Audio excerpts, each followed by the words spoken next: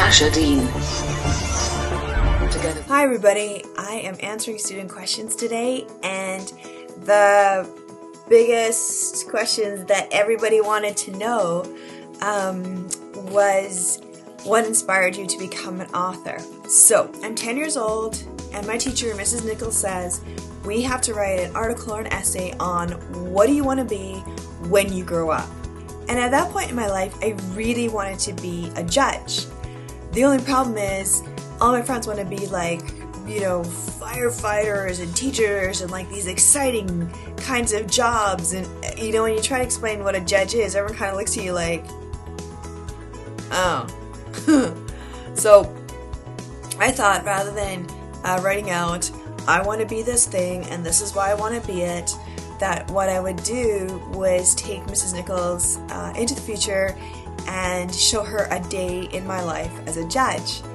And I wasn't sure if that was going to be really interesting, so I decided to try to do like a couple of funny lines in the story, and then I sort of crossed my fingers and hope that maybe it might make her smile. So we do our essay, and then we hand it in, and then we're doing math class, and Mrs. Nichols is marking, and she makes a weird sound, and everyone kind of looks over, and she says, no, it's fine, keep, doing your work. So we start doing our work again, and then Mrs. Nichols starts to laugh. She's laughing so hard she has to push herself away from the desk. She's clutching the edges of the desk. She is bent over, her face is red, she's crying, she can't even breathe. The kid next to me asks her if she's dying, and she's like, she can't even catch her breath to say yes or no about whether or not she's dying. When she finally catches her breath, she turns and she looks over at me and she says, Natasha, that is the funniest story I have ever read. And that was it, I was done. Because who knew?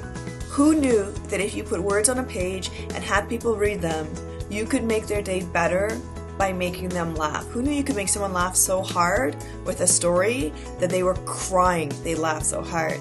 So the desire to be a writer would come later in my life, but that moment in time, I knew that one way or another, I wanted to tell stories for the rest of my life.